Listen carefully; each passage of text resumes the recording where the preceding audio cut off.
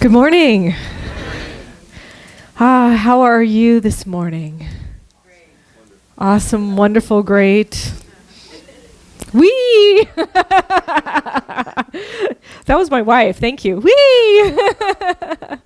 Well, I love rainy days. I know it's not maybe raining right now, but I really love rainy days. And there's something about the rain that's really cleansing for me.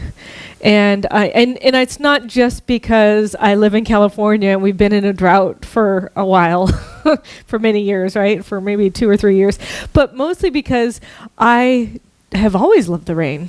I grew up in New Mexico, and during the springtime, it was monsoon season. So I identified the rain with springtime and newness and a fresh start. And that's kind of been implanted in who I am, is that rain just reminds me of that newness and washing away all the ick and the grime and the, unhappiness and bringing a newness to life. And I kind of think it's important for that to happen right now, not just in reality, but in our own selves, in our own bodies. I've been kind of, I'm stirred. I'm still stirred. Is anybody still stirred? I'm stirred.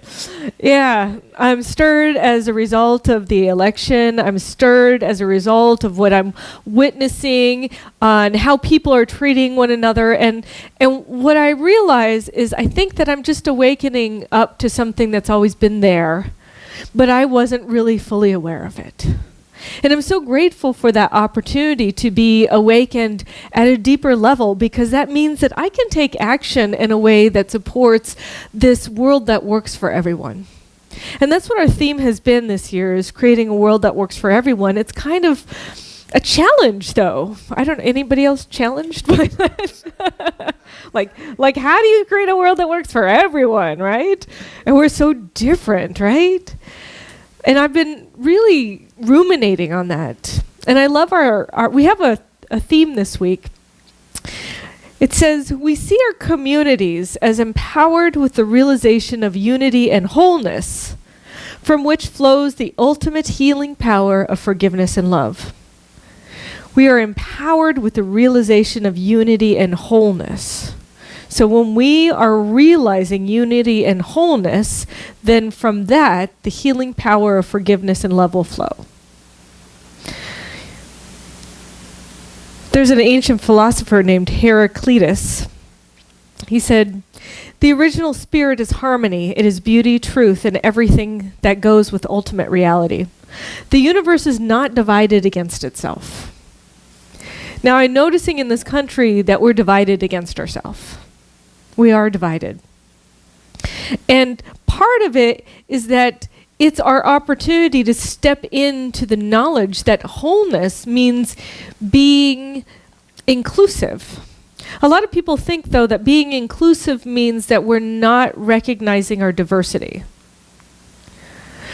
So let me tell you, diversity acknowledges the variety of characteristics and categories of identity that make individuals unique. Diversity recognizes the uniqueness of individuals, populations, groups, and their experiences, while inclusivity is the conscious decision. It's a conscious decision to create nurturing climates where similarities and differences are respected and supported by ensuing the active participation of the entire community. And in order to create a commitment to diversity, we need to expand this idea of diversity beyond the acknowledgement of commonalities to the recognition and honoring of differences. Now, I've been watching a lot of things recently. I've been watching. I saw the documentary, The 13th. Anybody seen that yet? No. Okay. I recommend you go see the documentary. It's called The 13th. It's on Netflix, and it stirred me. It stirred me. Part of it is talking about how we have this country that's based on freedom, and yet we have 3 million people incarcerated right now. We've a fourth of the world's population incarcerated are actually in our country. And yet we're not that big of the population of the world. So it's kind of an interesting documentary, and it makes me wonder, well, what's going on? Maybe something is bigger going on. And I get I get to the point where I wonder, what can I do? I'm just one person. What can I do?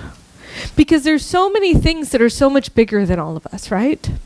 There's so many things, as I recognize I've been having this eating plan recently. I know many of you know about it. And part of the eating plan is eliminating sugar from your diet. And then I'm finding that sugar's in everything. Like, it's in the yogurt, it's in the deli meats, it's in, wherever I go, there's sugar everywhere. And I'm recognizing that there's an institutionalized addiction that has happened with all of us, at least in America. I don't know how it is in other countries. But it's something bigger than me, right? And it's something that's happened over corporations and things layering themselves. And yet all of this stuff is interconnected. All of this is interconnected with who we are. And I think we've forgotten who we are. I think we've forgotten the holiness of each and every one of us. And we've also forgotten that just with a small group of people, we have the power to change the world. I wish I knew where that quote was, but there's a quote that talks about there's always been only a small group of people that has changed the world. Any major change started with a small group of people. Thank you, Eleanor Roosevelt. So look it up, Eleanor Roosevelt. It's a really good quote. But it talks about how if we want to see change happen, first thing, it has to happen within. If we want to see change, it's got to start from within. Now, if we're talking about diversity, then that means that we need to welcome the other side of the political party. We need to talk with our friends and our colleagues and recognize that maybe underneath it all, we all want to be loved. We all want to step into that idea of connecting, of making a greater idea of possibility for our nation and the world. And then it's also taking ownership of the places that we may have unintentionally been naive or made mistakes. I know personally, I wasn't taught this myself, but I can tell you I've heard it a lot, and I've had conversations with many of my friends. This whole idea of being colorblind. Like a lot of people will say, in order for me to be diverse and inclusive, then I'm colorblind. But really, what that means for our friends who are of color, a lot of people who are of color, then you don't see them.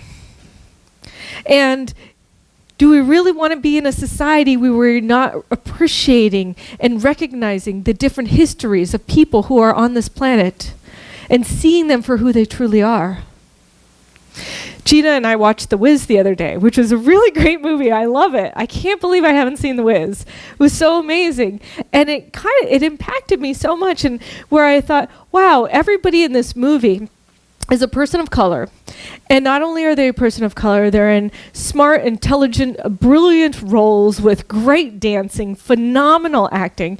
I mean, one of the best actors in our country. They were all put in that movie. Why? Because very few movies have people of color where you can have a positive role. Now, for those of you who are people of color, you realize that, right? And I think it's not just our black brothers and sisters, it's in every movie. My wife was saying, hey, wouldn't it be great if there was like a Latina version, a Latin version of The Wiz? Wouldn't that be cool? And I think that to myself too, like, wouldn't that be great if there was some positive thing for, I don't know, lesbians? For those of you who don't know, if you are gay and you watch movies about gay people, like, they're always shot and killed. Like, they never, especially lesbians, like, they never make it. In the end, they're like, they have this love, they find each other, and then one of them dies, like, over and over and over again. No, seriously, it's like, really, is somebody going to live? Like, can they actually be in love and live and have a happily ever after? And no. But that's what we've created. That's what we've created in our society. And those of us who are gay and lesbian, like, we know that. And those people of color, they know that. Like, I went and saw Doctor Strange, and I was looking at the credits for all the other movies that are up and coming. They were all white people who had the main roles. All of them, white people. And I mean, I really appreciate, because Doctor Strange, at least he's got the main two characters by him are friends of color. it still causes me to look inside and say, where am I causing this? Where am I being inclusive where I'm only including people who look like me or act like me? And I'm not including those who are different than me. Where am I creating that bubble of society where it's only okay to be in my comfort zone and it's not okay to reach out to a place that's uncomfortable?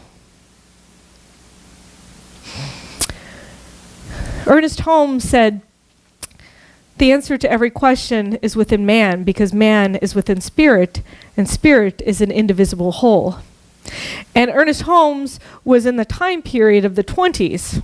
So even his languaging is not inclusive because in the time period, that's when people spoke about man representing humanity or everybody. I'm going to say the answer to every question is within each person because within each person, they are a part of spirit and spirit is a part of the indivisible whole. Even our own founder that we have this amazing teaching organization was at a time period when it was a male-dominated patriarchy and women were not, they didn't have jobs, they didn't go out into the world. And so he even had this amazing philosophy, but his wording was not inclusive of everybody.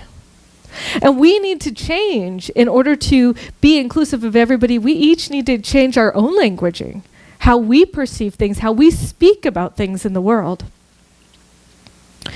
And I know that in order for us to do that, we need to step into this idea of wholeness being the recognition of the diversity that's out there.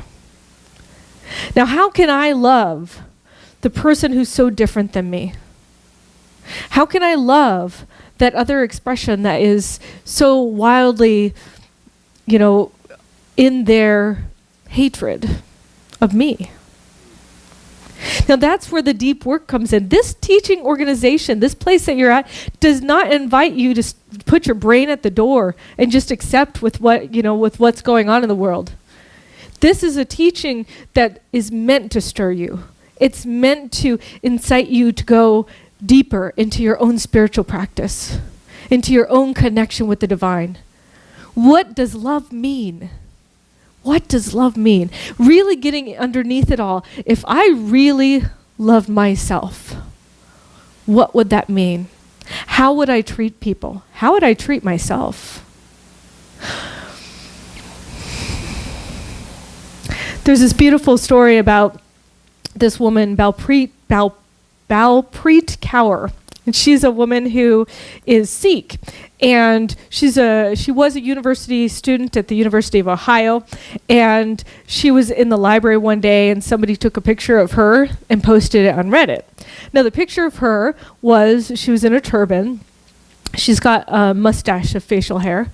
And she's in a t-shirt and yoga pants looking at her cell phone. And somebody posted this picture on Reddit under the funny category and said, I don't know what to make of this. And then there was a whole slew of comments that came through about, who is she, transgendered? Who does she think she is, being, trying to be religious? And so there's just all these really mean comments. And Balpreet found out about this posting. And she went and she posted onto this and said, I am Sikh, and I'm forbidden from altering my body, as it's considered a sacred gift from God. In my religion, the overarching principle is that the body is a tool for service. She said, we have to maintain and take care of it while cherishing its original form. That means that going to the hospital and taking medicine is fine because one should be healthy in order to be of service to others. But cutting one's hair, removing one's facial hair is forbidden, even if societal norms dictate otherwise. My hair doesn't stop me from being normal or doing service, so it is not a hindrance. She said, I've been to the doctor regarding this, and what happened is when I was a teenager, I had a hormone imbalance that caused me to grow facial hair, and now that I'm older, it's still there, but my hormones are all balanced out. And so I am a woman with facial hair. She said, I don't regret anything, nor do I view it as an unfortunate thing. She said, yes, I'm a baptized Sikh woman with facial hair. Yes, I realize my gender is often confused and I look different from most women. She said, my attitude and thoughts and actions have more value in them than my body. By not focusing on the physical beauty, I have time to cultivate those inner virtues and hopefully focus my life on creating change and progress for this world any way I can. And the beautiful part of this whole thing is that the original person who posted this responded and said, I feel I need to apologize to the Sikhs, Balpreet, and anyone else I offended when I posted that picture. He said, put simply, it was stupid. Making fun of people just to be funny is incredibly degrading to the people you're making fun of. It was rude, judgmental, and ignorant to post. He said, I've actually read more about the Sikh faith, and it's really interesting. It makes a whole lot of sense to work on having a legacy of service and not worrying about what you look like. He said, Balpreet, I'm sorry for being a closed-minded individual. You are a much better person than I am. Sikhs, I'm sorry for insulting your culture and your way of life.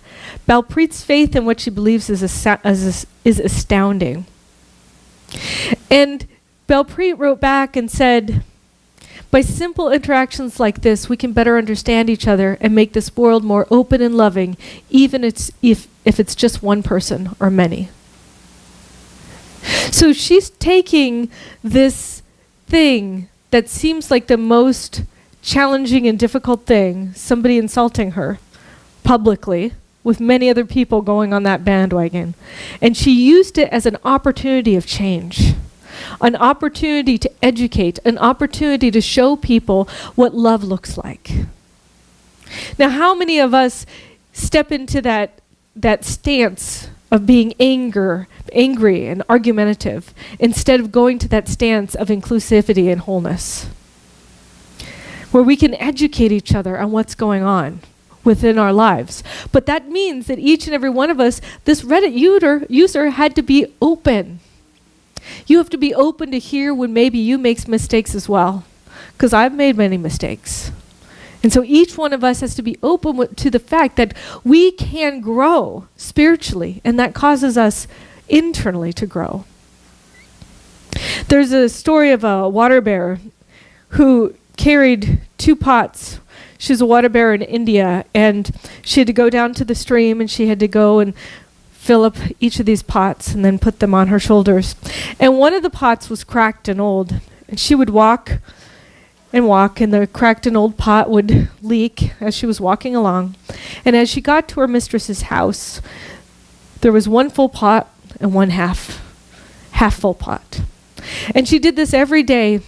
And the full pot was so proud of itself. Look at how amazing I am. I always deliver everything that I promise. And that cracked pot was so upset with itself.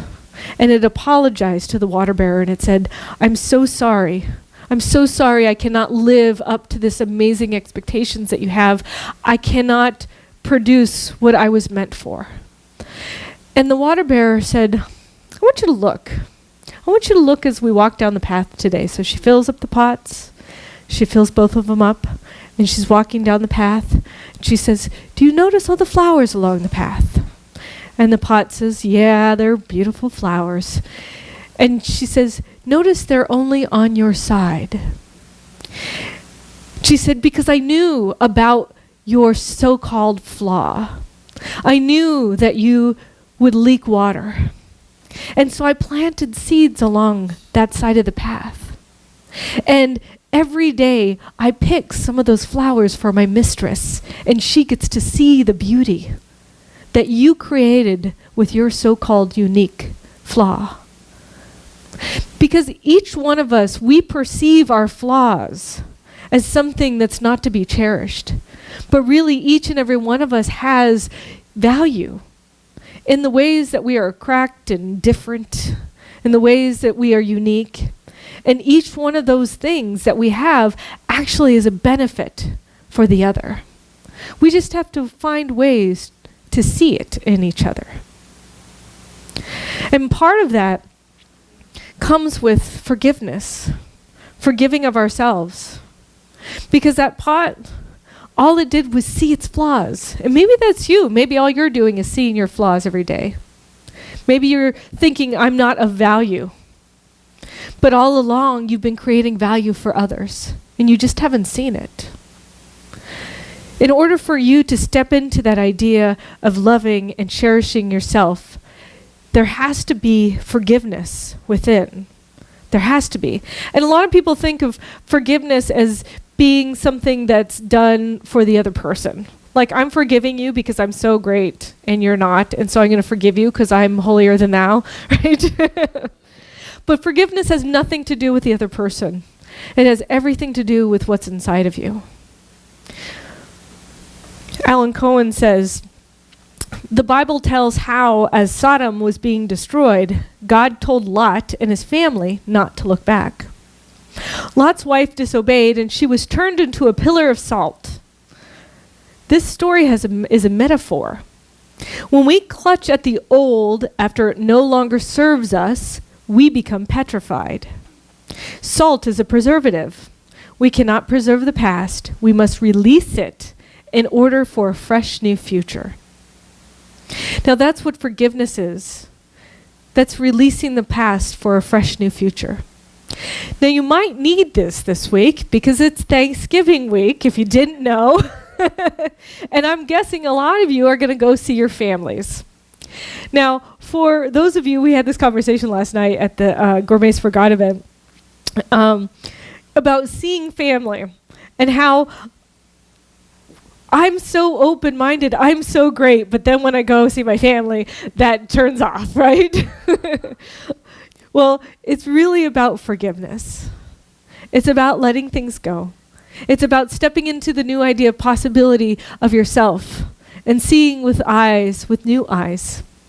One of the people who I was talking with last night said that her sister used to say, oh, I've got you in my prayers. She's a very fundamentalist Christian, like, oh, I've got you in my prayers. And she got really upset at that, like, oh my God, she thinks something is wrong with me. And so she's praying for my soul to be, have salvation, right? And then she said, and one day I realized that she just wanted the best for me. She just wanted the best for me. And I have another friend whose family always says, oh, you're too fat. You're too fat. But you got to think about, my family just wants the best for me. They want me to be healthy and well because they love and adore me. Now, it's hard for us to translate that in our heads because it goes into that personal nerve, right? But I want to challenge you this week, is to step into that idea that maybe each person around you just wants the highest and best. And maybe they could be like that Reddit user who just doesn't know. And part of the teaching of those around us that may be ignorant, they may be hurt, that maybe we'll have an opportunity to reach our hand across that bridge of separation and divide and bring them over. Or maybe we'll step over the bridge and go to their side and give them a hug for who they are. And if we truly do that, it'll be just like the rain that's coming down right now.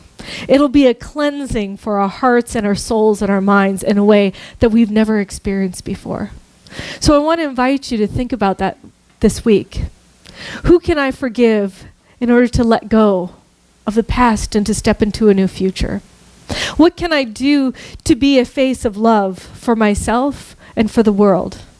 How can I reach across that divide of disunity and be open to the fact that maybe I might have made some mistakes myself, and I can be a stand for love instead of a stand for hate?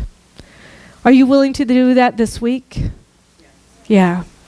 So join me in this week in being a stand for love, being the person who is a part of recognizing the wholeness and the unity of ourselves and the planet.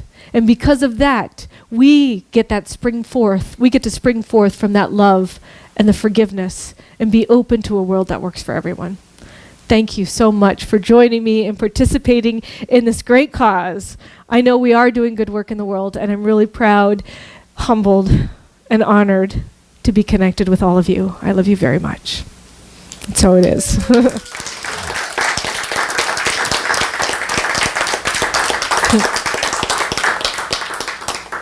Let's pray. I'm so grateful to know that this is a sacred and holy day.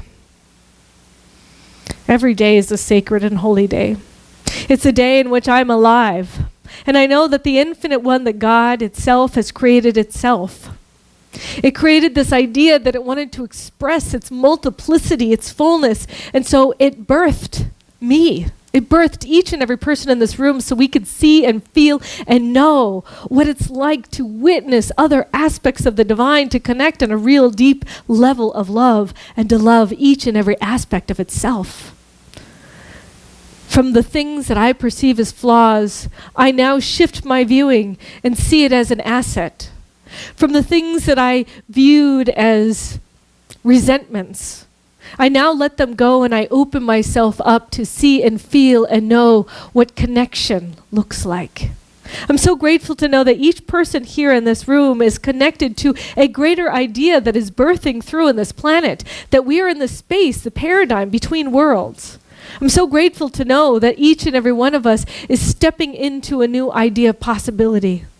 That as we step into this in-between stage where we let go of what was and we create anew, that we are guided and led from within to the right and perfect next steps to be with our families, to be with each and every person in community, and to be with those people that we think is the other. I'm so grateful to know that it's happening now within me, right now. I am transformed. I am planted into the ground anew. And what I do is I grow deep roots, deep grounded roots, and I sprout into a beautiful flower, recognizing that my beautiful flower is just as wonderful and perfect as every other flower in the world, just as valuable, just as gorgeous, that the sun shines equally upon all of us, giving unto us that love. Just like the Infinite One, God itself shines in my heart and my soul, that I drink it up this week. And I know that I am truly a valuable expression of creation. As I know this for myself, I know this for each and every person here. And so I let go of my ego. I let go of each and everything that has held me back from seeing that in a deep level. And I step into a new idea of possibility, welcoming this new day, welcoming this cleansing spirit that has cleansed my heart and my soul and my mind. It is indeed good, and for that I am grateful. I let this go and let it be, and I just say, I am so, so grateful, and so it is.